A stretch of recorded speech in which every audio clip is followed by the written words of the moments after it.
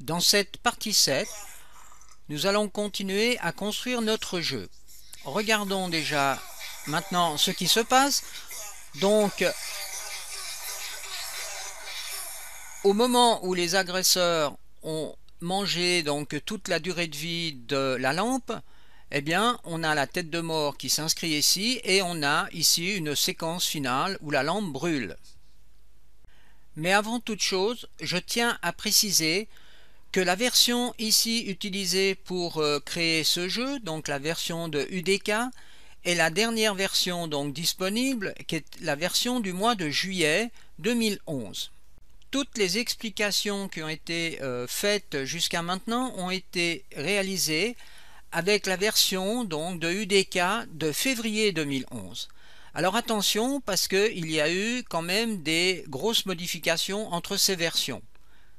La modification la plus importante a été de faire un éditeur commun pour le jeu UDK sur PC et la version mobile. Donc tout est intégré dans le même éditeur. Si l'on va dans le Kismet et qu'on va dans la partie donc de génération des ennemis, donc les lampes qui agressent, eh bien ici ce module a changé. Par contre, la programmation à l'intérieur de ce module reste pratiquement la même chose.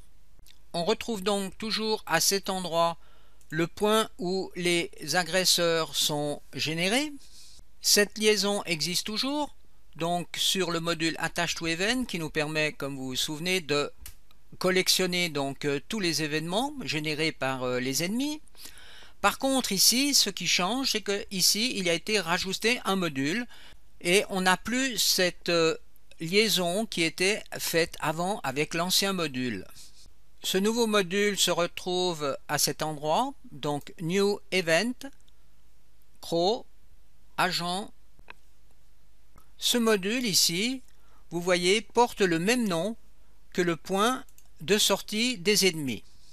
Alors, regardons la procédure à suivre pour programmer correctement ce module. Alors, je vais déjà le supprimer dans un premier temps.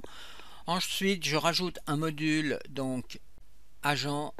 Pour mettre le nom exact ici, qui correspond donc à ce point, eh bien, il faut déjà aller sélectionner ce point dans la scène. Je sélectionne donc le point et je retourne dans le Kismet. Je sélectionne le module et avec le bouton droit, vous voyez, vous faites Assign. Et je finis par cette liaison ici. Alors forcément, si on rajoute ici des points de création d'ennemis, eh bien il faudra à chaque fois rajouter aussi ce module. Alors voilà un exemple où l'on a plusieurs points donc d'émission des agresseurs. Donc vous voyez ici 1, 2, 3, 4, 5, 6 points. Et nous avons ici aussi 6 agents. 1, 2, 3, 4, 5 et 6. Maintenant, il y a aussi une chose qu'il faut faire très attention, c'est dans les propriétés de chaque agent. Si je clique ici, vous voyez, dans ces propriétés ici, je dois avoir le retrigger délai à 0,5 par exemple. Et ceci est extrêmement important, autrement vous n'allez pas avoir d'agresseurs qui vont être générés dans votre scène. Vous devez aussi faire attention aux propriétés donc de chaque point. Alors je clique par exemple 2 fois sur ce point pour le retrouver dans la scène. Donc c'est celui-ci, je clique 2 fois dessus pour ouvrir ses propriétés. Alors ici vous devez avoir cette variable qui est désactivée et soft périmètre aussi désactivé, et ceci est aussi extrêmement important. Ensuite, pour éviter les grandes liaisons dans la programmation, j'ai rajouté donc ce module là et celui-là. Et ensuite, j'ai fait un peu plus clair ici, vous voyez, j'ai fait des zones donc, qui définissent ce que font ces différents modules, donc affichage cœur. Ça, c'est toute la partie programmation de l'affichage du cœur que l'on vient déjà d'étudier. Maintenant, nous allons nous intéresser à cette partie, calcul de la durée de vie, c'est-à-dire qu'on va comptabiliser à chaque fois qu'un agresseur nous mange. Pour éviter aussi cette liaison de là à ici, j'ai mis aussi ces deux modules. Étudions maintenant toute cette partie là. Donc ici, la première chose que j'ai fait, j'ai rajouté ici une variable globale que j'appelle santé, qui se retrouve ici comme on avait pratiqué pour la variable affichage, qui ici par contre était une variable booléenne, tandis que là nous avons affaire à une variable entière. Cette variable globale se retrouve ici donc pour pouvoir afficher le résultat sur l'écran. Maintenant on va utiliser aussi cette variable globale qui va rentrer ici dans un compteur. Le rôle de ce compteur est de comparer deux variables, la variable A et la variable B. Sur la variable A, j'ai mis l'état de santé et sur la variable B, j'ai mis une constante égale à 0. Si A est plus petit que B ou égal à B, si cette condition est remplie, j'aurai sur la sortie ici une variable logique égale à 1, ce qui me permettra par exemple de commander ces trois autres modules. Donc ici vous avez toutes les conditions possibles grâce à ce compteur.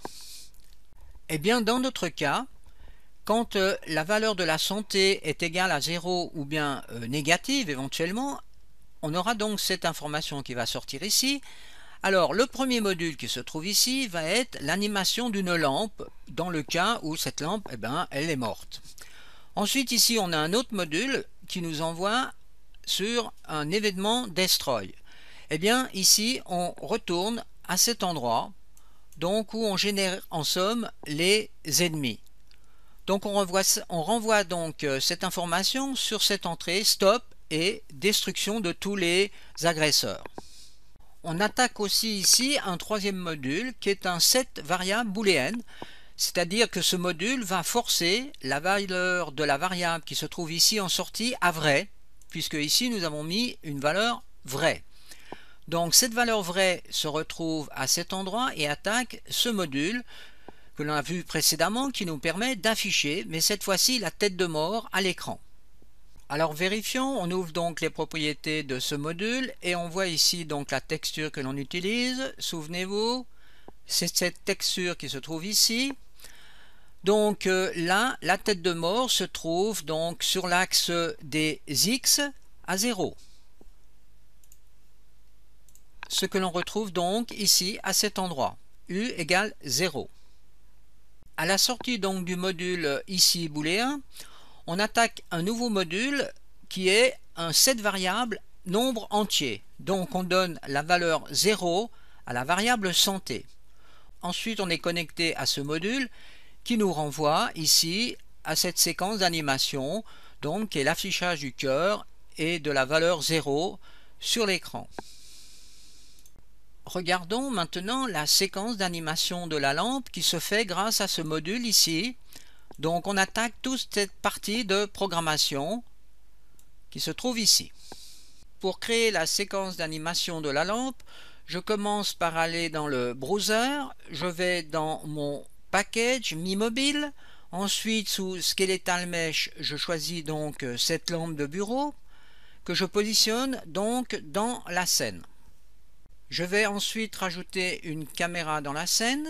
Alors je vais dans Actor Class, Caméra Actor.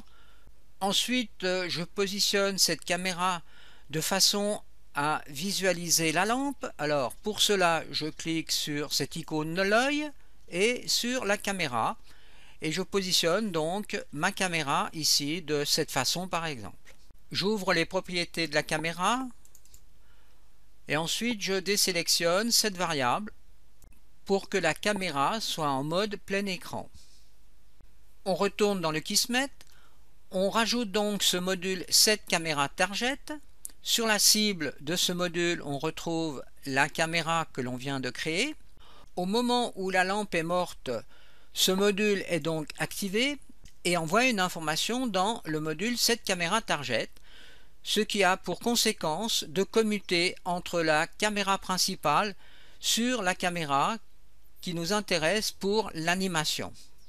Ce même module va envoyer une information, mais avec un petit délai de 1 seconde, sur le module matinée qui lui va justement nous permettre de créer toute cette séquence d'animation. Regardons maintenant la programmation de cet nouvel outil matinée. je commence par créer un nouveau module matinée. New matinée. Ensuite, je clique 2 fois sur cet outil pour ouvrir l'éditeur de matinée. Je retourne dans la scène et je sélectionne la caméra 3. Dans l'éditeur, je vais dans cette zone et je fais bouton droit et je rajoute un New Camera Group. Je donne un nom à ce caméra group. Par exemple, lampe. OK. Si tout s'est bien passé, on doit avoir ici cette liaison qui vient de se créer. Vous pouvez encore vérifier cette option en cliquant ici sur cette caméra. Voilà en somme ce que la caméra voit actuellement. On crée ensuite une piste director. Add New Director Group. On sélectionne la piste director et on crée un point clé sur le temps 0 en cliquant sur cette icône.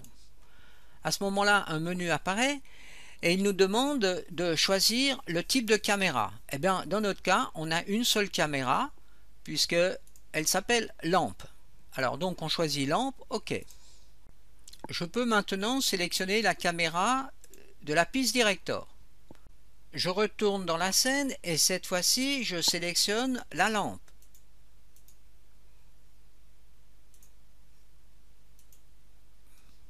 Je retourne dans l'éditeur, bouton droit, Add New Skeletal Mesh Group. Je donne un nom à ce groupe. Par exemple, lampe mort. Cette piste va être justement la piste d'animation. Alors, je sélectionne la piste lampe mort et ici, vous voyez dans le groupe AnimSet, je vais choisir l'AnimSet de la lampe. Je commence par cliquer sur cette croix verte pour rajouter une ligne et ensuite dans le browser, je vais chercher l'AnimSet de la lampe. Alors, l'AnimSet se trouve à cet endroit, AnimSet lampe que je sélectionne et que je rajoute sur cette ligne. AnimSet lampe. Maintenant, il va falloir créer des points clés sur la piste anime. Donc je sélectionne la piste anime et par exemple je me mets au temps à 1 seconde et je crée un point clé. À ce moment-là, vous avez l'anime séquence qui apparaît et vous choisissez la séquence mort. Vous faites OK. Vous pouvez maintenant faire une simulation en cliquant sur cette icône Play.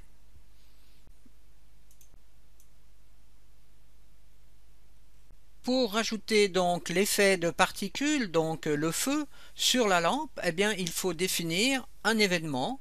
Alors, pour cela, je rajoute une piste événement, je sélectionne lampe mort, bouton droit, Event, Tract. Donc là, j'ai une piste d'événement. Au point 0, je crée un point clé.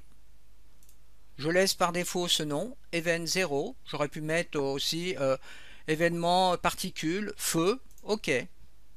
Donc là, j'ai créé une piste d'événement. Alors voilà, ici, vous avez donc la séquence de la lampe morte et la sortie événement 0.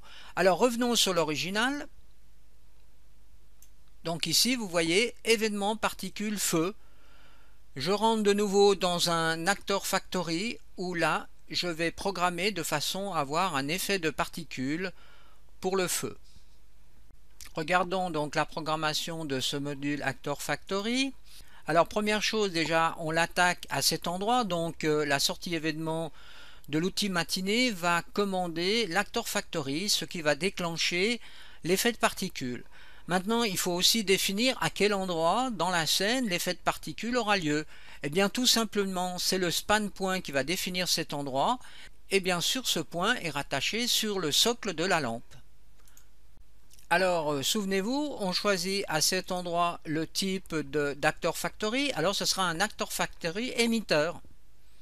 On développe les propriétés du menu Factory.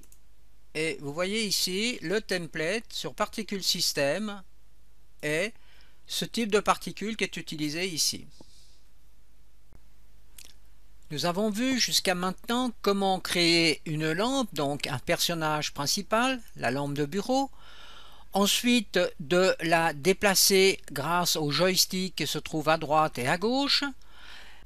Ensuite, nous avons vu comment l'on peut créer des agresseurs qui donc apparaissent sur ce point et se dirigent sur celui-là. Au départ, la lampe principale a une durée de vie de 100 et à chaque fois qu'un agresseur touche la lampe principale, celui-ci fait décrémenter donc de 5 sa santé, sa durée de vie. Nous avons vu aussi comment créer donc un projectile qui sort en haut de cette lampe et qui se comporte comme un laser. Au moment où ce laser touche les agresseurs, ceux-ci meurent. Maintenant, nous devons apprendre à créer des bonus, c'est-à-dire que la lampe va se déplacer sur un certain parcours et collectionner des bonus. Je vais donc créer, pour cet exemple, un labyrinthe avec des murs en verre. Je commence donc par créer une broche avec ses dimensions, donc 512, 32 et 192 de hauteur. Je choisis donc dans le browser une matière, donc je choisis ce matériel, donc du verre, que je vais donc appliquer sur cette broche en faisant une opération d'addition. À partir de cette broche, je vais créer une static mesh. Donc je sélectionne la broche et je clique sur le bouton droit. Alors pour bien voir le menu de conversion, je me suis mis en mode fil de fer. Alors je sélectionne donc la broche, bouton droit, Convert to Static Mesh. Je choisis ici dans la liste des packages Mi Mobile Package. Ensuite, groupe, eh bien, ce sera le groupe Static Mesh. Alors, il n'existe pas, nous allons en créer un. Et là, je vais mettre mur. OK. Je vérifie ensuite dans le browser. Alors, Mi Mobile Package, groupe Static Mesh. Et là, je retrouve le mur. J'ouvre l'éditeur de Static Mesh. Alors, on voit ici donc notre mur qui a été créé avec le matériel qui est ici. Donc voilà, le matériel qui est utilisé. Maintenant, il va falloir que je crée une collision. Alors, pour cela, j'active Show Collision, collision, et je crée une collision très simple, qui est un simple cube autour du mur. Ensuite, je crée une lightmap. Alors, lightmap coordonnée 1, et je mets ici une valeur de résolution de 64. Ensuite, il faut créer les UV pour la lightmap. Alors, c'est sous mèche, générer unique UV, et je fais ici Apply en laissant tout ceci par défaut. Je peux ici vérifier donc les canaux UV. Donc le canal 0, j'affiche les UV, et canal 1, ceux qu'on vient de créer, sont ici. Ensuite, je tourne le mur par exemple de cette façon, je clique sur cette icône pour créer une image dans le browser. Je peux fermer l'éditeur. Je vérifie dans le browser, voilà notre image du mur. Alors, n'oubliez pas de sauver votre paquet, bouton droit, enregistrer. Ensuite, je vais vérifier donc que cette static mesh est correctement créée. Donc, je prends la static mesh et je fais un drag and drop. Voilà, donc le point de pivot est ici au centre de la static mesh. C'est pour cette raison que le mur est enfoncé dans le plancher. Je déplace le mur près de la lampe. Ensuite, je lance un calcul de géométrie et de lumière en cliquant sur cette icône. je fais bien attention d'avoir lancé un calcul de lumière en Global Illumination. Alors pour cela, je vais dans View, Propriétés du monde, sous Light Mass, je vérifie bien que cette variable est cochée. Ensuite, je lance une simulation pour voir si tout a été bien correctement construit. Donc voilà, je retrouve bien ici mon mur qui est transparent. Vous voyez que je ne peux pas passer dans le mur. Le mur donc me bloque. Et les lampes sont aussi bloquées par le mur. Ensuite, vous créez donc un labyrinthe avec ces différents murs. Alors ici vous avez un exemple de labyrinthe que j'ai construit. Maintenant, si vous désirez voir donc les collisions sur les murs, vous appuyez sur la touche Alternate C du clavier pour faire apparaître donc les collisions. Alors vous retrouvez aussi les collisions à cet endroit, Show, Advanced, et là vous descendez dans la liste jusqu'à ce que vous trouviez les collisions. J'ai rajouté, vous voyez ici donc 3 cibles qui seront en somme les 3 bonus que l'on doit aller chercher. Donc vous voyez ici j'ai rajouté donc cette cible. Alors on peut retrouver cette cible dans le browser, bouton droit. Voilà la cible que j'ai utilisée qui se trouve dans le paquet E3 démo. J'ai rajouté donc devant la cible un élément déclencheur, c'est donc un trigger que vous retrouvez donc avec le bouton droit, et dans Add Actor, ici vous avez une liste et vous cherchez Trigger. Une autre possibilité de trouver un trigger est d'aller dans le browser, sous Actor Class, de développer toutes les catégories, et vous voyez là en bas vous avez la catégorie des triggers. Donc il existe plusieurs types de triggers, mais là vous pouvez prendre ce trigger là et faire un drag and drop dans la scène. Vous pouvez dès à présent régler le cylindre de collision de ce trigger. Alors vous cliquez 2 fois sur le trigger pour ouvrir les propriétés. Ensuite dans la fenêtre de recherche ici vous pouvez taper les premières lettres de collision. Et là vous pouvez définir le rayon d'action. Alors Collide Actor doit être aussi coché. Alors le principe du trigger est de déclencher une action à partir du moment où la lampe principale va venir à l'intérieur du rayon de collision. J'ai rajouté aussi à cet endroit une caméra actor, donc toujours même chose, actor class et caméra actor. Alors le caméra actor voit la scène de quelle façon? Eh bien vous cliquez sur cette icône et ensuite sur la caméra. Voilà ce que voit maintenant la caméra. J'ai rajouté donc ce dispositif à 2 autres endroits. Donc par exemple à cet endroit ici et aussi à cet endroit là. J'ai aussi rajouté plusieurs points de création des ennemis. Donc vous voyez tous les points qui sont ici programmés.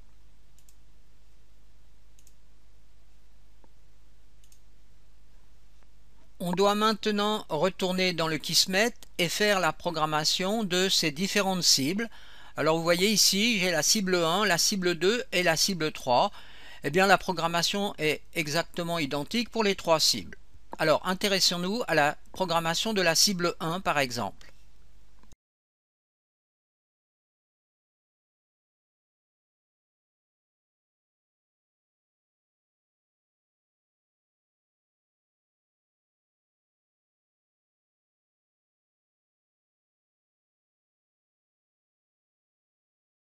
Alors, pour trouver par exemple le trigger 0, je clique 2 fois sur ce trigger et ensuite je peux retourner dans la scène et vous voyez, je le trouve ici. Donc, une fois que ce trigger est sélectionné, il est simple de pouvoir le rajouter dans la scène avec le bouton droit de la souris et vous faites New Event using Trigger 0 avec le mode touche, c'est-à-dire au moment où le trigger est touché, il va nous donner une information ici, vous voyez sur la sortie Touched. Vous devez ensuite aller dans les propriétés de ce trigger. Ici vous avez maximum trigger count. Si vous mettez une valeur 0, vous allez pouvoir utiliser le trigger un nombre indéfini de fois. Par contre, si vous êtes à 1, eh bien le trigger ne pourra être utilisé qu'une seule fois. 5, par exemple, 5 fois. Alors, dans notre cas, eh bien, on veut que le trigger soit utilisé qu'une seule fois, vu que l'on passe qu'une seule fois sur cette cible. Maintenant, vous devez aussi ici désélectionner Player Only, si par exemple c'est sélectionné comme ceci. Voilà, ceci est important car le Player Only, ce serait pour définir seulement dans le cadre d'un player. Mais là, nous avons une lampe qui n'est pas considérée comme un player dans le cadre de ce jeu. Un player serait dans le cas où vous faites un jeu avec UDK mais pour PC, où là, c'est votre personnage avec votre arme. Maintenant, ici, vous avez une valeur de retriggered délai, c'est-à-dire que lorsque vous utilisez le trigger plusieurs fois, vous pouvez donner un temps pour qu'il soit de nouveau actif. Ensuite, il faut aussi cocher cette variable, ça veut dire que le trigger est actif. Vous pouvez aussi, par exemple, développer ce menu et définir ici une classe de proximité, c'est-à-dire le type de classe qui va déclencher le trigger. Alors là, c'est des pannes, en somme, c'est tous les pions. Alors, amusez-vous par exemple à cette expérience, vous faites les classes de proximité qui vont ignorer le trigger. Eh bien, on va rajouter ici une ligne, et dans cette liste, on va choisir le mobile pan. Voilà, le mobile plaçable pan. Souvenez-vous que c'est justement le nom de l'acteur que l'on utilise pour faire notre lampe principale. Eh bien, dans ce cas-là, le trigger ne sera plus actif. Vous pouvez donc supprimer cette ligne de code en cliquant sur cette croix rouge. La sortie de ce module attaque, vous voyez ici 4 directions. L'Activate Remote Event Destroy, donc c'est le nom d'une variable qui nous renvoie ici sur la génération justement des ennemis. Et dans ce cas-là, on va dire que les ennemis ne sont plus générés. Vous voyez, on est renvoyé à cet endroit et donc on fait un stop sur le module de création des ennemis. Ensuite, on fait ici un Clear Input Zone. Alors souvenez-vous, ça nous permet donc d'enlever les joysticks de notre écran. À cet endroit, on fait un Set Camera Target. Eh bien, ici, on définit la nouvelle caméra que l'on veut avoir à disposition dans le jeu. Alors, je clique 2 fois sur cette caméra et je retourne dans le jeu pour voir que c'est cette caméra ici qui est sélectionnée. Alors, n'oubliez pas de mettre sur la cible de ce module une variable AllPlayer que vous trouvez à cet endroit, donc dans New Variable Player. Alors, si je continue ce chemin, donc à la sortie de ce module, j'attaque un module délai. Et sur le module délai, vous voyez ici, j'ai mis une variable d'une durée de 4 secondes. Alors, fenêtre de propriété, vous voyez, variable floating point de 4 secondes. Vous trouvez le module délai dans la catégorie New Action, divers et délai. Alors, à la fin des 4 secondes, le délai donne une information sur ces 3 modules ici. Alors, premier module, on rajoute une zone pour le joystick gauche et une zone pour le joystick droit. Nous avons déjà expliqué comment fonctionne ceci. En parallèle, on reconditionne une Set Camera Target sur la caméra principale qui se trouve sur le pan. Je clique de nouveau 2 fois sur Camera Actor 1 et vous voyez que c'est bien la lampe principale. Ensuite, à la sortie du Camera Target, je rentre de nouveau dans un Activate Remote Event Play Game. Donc je relance à ce moment-là le jeu. Donc avec le Remote Event Play Game, on réactive le module des agresseurs. Au moment aussi où le trigger est touché, vous voyez ici qu'on active des variables. Donc ici une variable entière, on donne la valeur de 1 que l'on met dans cette variable trophée. Donc souvenez-vous qu'il se trouve dans les global variables, ici, trophée. Là vous avez une variable booléenne trophée 1 que l'on utilise aussi à cet endroit. Vous voyez, trophée 1. et on met cette variable donc booléenne sur vrai. Cette variable booléenne ici, trophéen, va nous permettre d'activer le module drawImage. Alors là vous avez donc la position où l'image va être créée sur votre écran, et ici vous avez la texture qui est utilisée. Alors dans notre cas, vous voyez, c'est une coupe. Là vous constatez que cette texture est d'un format de 128 par 128. Et bien ici j'ai donné 64 en X et 128 en Y, donc l'image va être rétrécie. Et là vous avez donc le format de l'image totale, 128 par 128. Faites aussi bien attention que isActive soit coché, et là vous pouvez utiliser une valeur de 2 pour l'AutoRed Global Scale. Nous venons donc de voir la programmation pour la cible 1. Eh bien, ça sera exactement la même chose pour la cible 2 et pour la cible 3. Je dois maintenant créer la programmation pour comptabiliser le nombre de coupes qui a été gagné. Eh bien, je vais utiliser l'information Remote Event Destroy qui est signalée à chaque fois que l'on touche un trigger dans le jeu, à cet endroit. Ensuite, je rentre dans un module d'addition de nombres entiers. Sur l'entrée A du module, je mets 1. Sur la sortie B, je mets une variable. Donc, je vais additionner 1 à la variable B.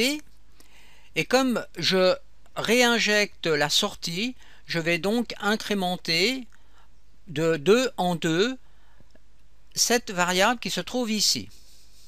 Alors vous pouvez de toute façon tester la valeur de cette variable en rajoutant un module log. Alors new action, divers, log. Ici je vais me mettre à la sortie donc de l'additionneur. J'attaque ce module log. Je choisis la variable entière dans la liste que je rattache à cet endroit.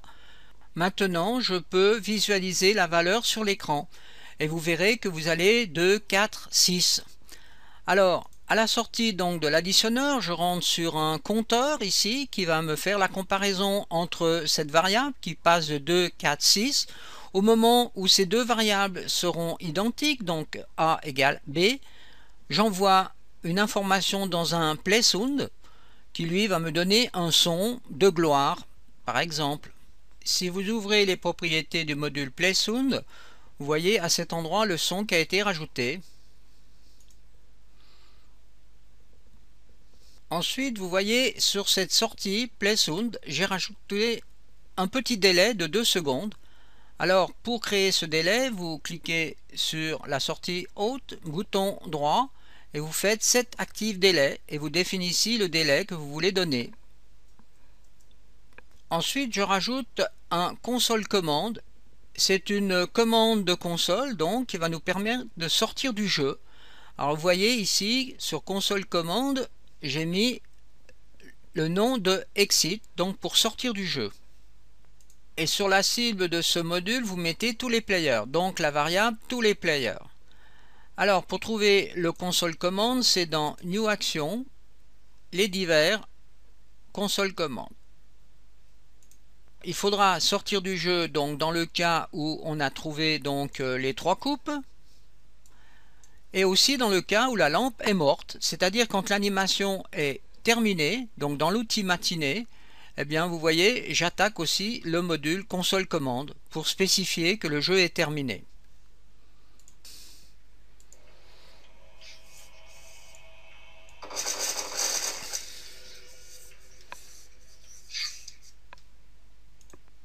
Il nous reste encore à voir la programmation du laser. C'est-à-dire que l'on veut limiter en somme l'utilisation du laser et pas avoir un laser qui tire à l'infini. Pour cela, j'utilise ici le joystick Mobile Look. Donc vous vous souvenez, à chaque fois que vous appuyez sur le joystick droit, vous envoyez et vous émettez le laser. Alors j'utilise cette sortie ici que je rentre dans un additionneur de nouveau, où j'additionne donc la variable A et B et je réinjecte ici la sortie de A et B. Ensuite, là, j'ai un compteur qui compte jusqu'à 300, c'est-à-dire que je tolère par exemple jusqu'à 300 unités. À partir du moment où le compteur me dit que la variable a est plus grande ou égale à b, eh bien vous voyez, je bloque le générateur de particules, donc en somme je bloque le laser. Alors vous voyez à cet endroit ici donc l'affichage de la valeur des munitions sur l'écran avec l'image qui est en relation avec le laser. Alors nous avons déjà vu comment on programme ce type de module. Ici nous avons fait l'inverse, c'est-à-dire qu'on a incrémenté les munitions de 0 à 300. Mais au moment où on arrive à 300, eh bien ici vous voyez j'ai remis les munitions à 0 en mettant un texte donc à 00. Attention, ici c'est une variable caractère. Là nous retrouvons donc dans le browser la texture qui est utilisée pour symboliser le laser.